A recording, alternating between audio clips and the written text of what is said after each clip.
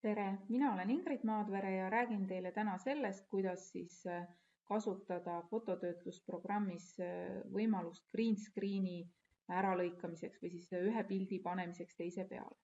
Ma olen siin green screen'i taustal pildistanud Eerot ja teinud päris mitu pilti ja põhjus on selles, et kunagi ei tea, missugust ma siis täpsemalt vajan, et ma valin siin selle järgi, kuidas varjud langevad, kui kaugel Eero sellest taustast on, et tehke teie ka mitu pilti katsetamiseks, aga kuidas nüüd green screen'i taustal pildistada, et sellest me täna rohkem ei räägi.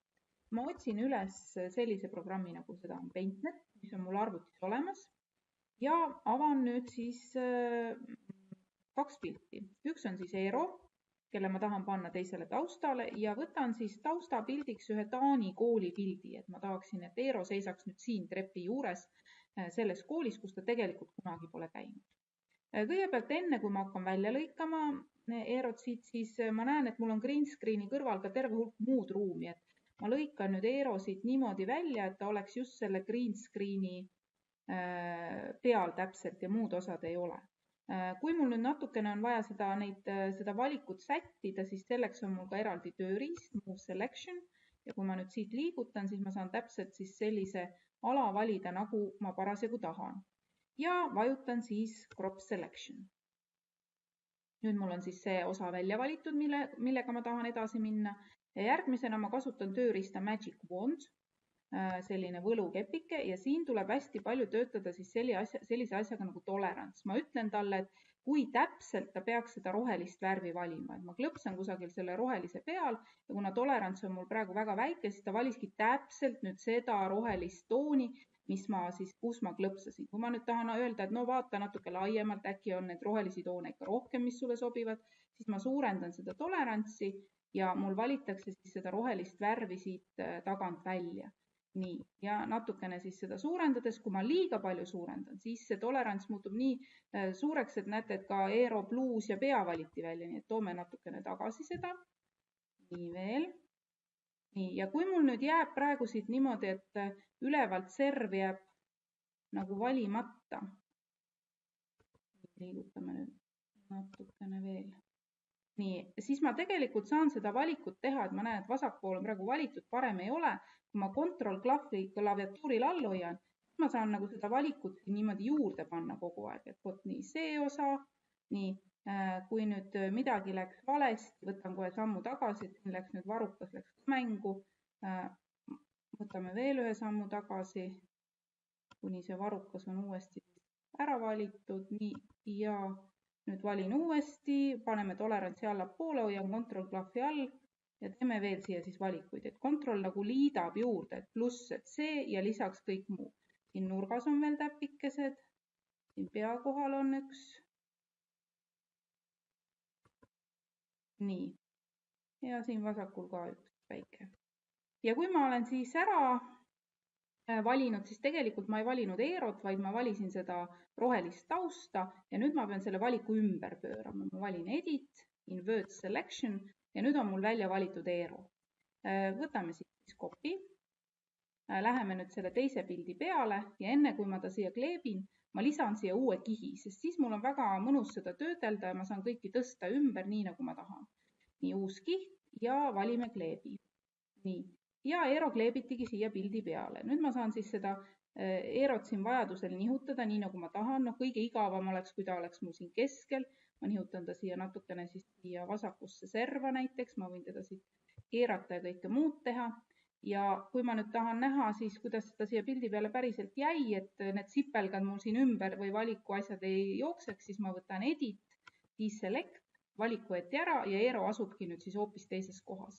Kui ma tahaksin nüüd seda fotot natuke täpsemaks teha, siin kergelt rohelist kumab, siis siin all, kui ma nüüd suurendan seda fotot, siis näen, et juustesse jäi tal ikkagi seda rohelist ala ka, siis ma võin võtta lihtsalt kustukummi ja kuna ma olen siis selle teise kihi peal, siis ma saan kustukummiga hakata seda rohelist ala ära kustutama, ma võin üsna täpseks minna. Kustukummi suurus saab siin määrata ja ma saan siis seda niimoodi vaikselt siin töötada, vaatame, kas siin on ka bluusi juures on näha, et oleks vaja natukene siis töötada sellega. Nii et see on, nüüd läks liiga palju, võtame jälle sammu tagasi. Nii et selles osas saab siis ka veel täpsemaks seda asja panna, nii et seda rohelist ekraani või rohelist ala siin ümber näha ei oleks.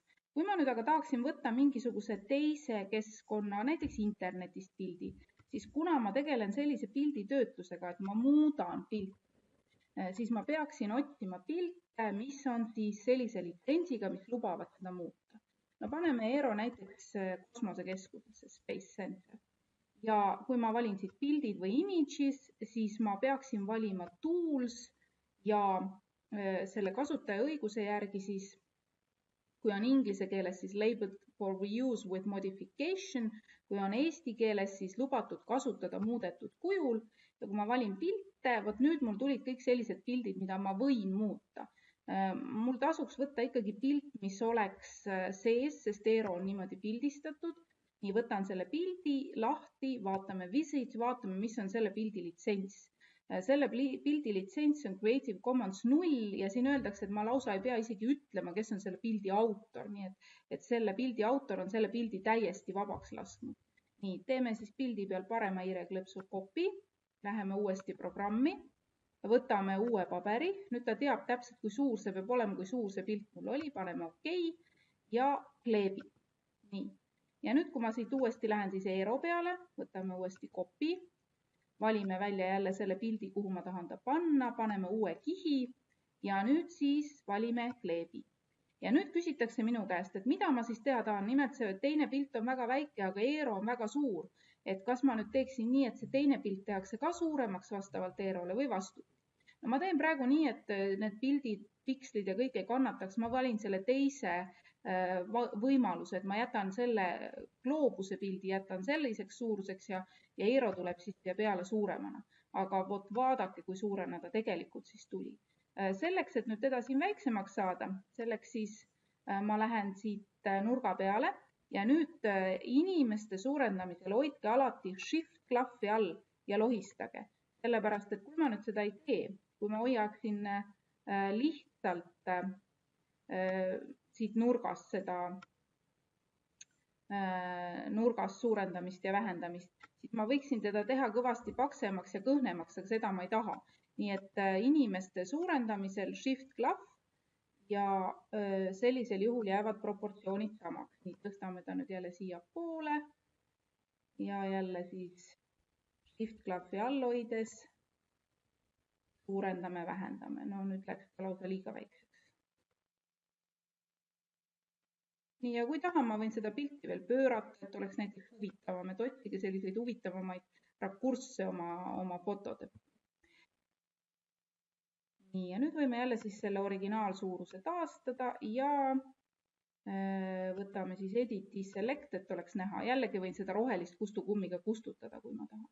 Ja nüüd siis rääkides nendest pildi autoritest, siis on tegelikult kaks võimalust. Üks võimalus on see, et ma panen need autorid kohe siia sama pildi juurde. Et sellel pildi autor nimetab ennast Mad Nutteriks, niimoodi ta ise tahab siis olla ja mina oma siis nime tean, et ma võin siis panna ka niimoodi, et ma panen siia juurde ühe uue kihi veel, valin teksti tööriista ja siis kirjutan, et taust on siis Mad Nutter ja portree on näiteks, siis ma panen enda nime, et ma tahan öelda ainult Ingrid. Nüüd, et see oleks näha, siis ma võin muuta siin nüüd seda teksti värvi ja siis panna selle siia nurka niimoodi, et oleks siis ilusti näha. Aga kui ma ei taha pildi peale seda panna, et minu meelest see rikub pildi ära, siis ma võin ka teha nii, et kui ma seda pilti kusagil avaldan, et siis ma alles ütlen, näiteks kusagil esitluses, et siis ma kirjutan alla, et kust ma selle täpselt olen võtnud. Aga kui ma kellegi teise töid kasutan, siis ma pean seda ütlema. Nii ja nüüd salvestamisest. Kui ma tahan seda pilti edasi töödelda, siis ma võtan file, save as ja jätan Paintneti enda formaadis, PDN. Siis mul säilivad kihid ja ma saan hiljem seda tõsta, liigutada ja kõike muud teha.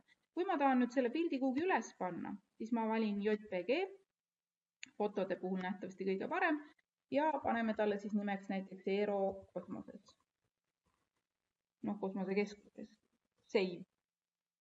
Nii, nüüd küsitakse kvaliteeti, kuna JPG isegi pakib pildi kokku, ma jätan praegu 100 ja vajutame OK. Ja nüüd ta ütleb mulle, et vot, aga nüüd ma kustutan kihid ära või panen nad kõik kokku.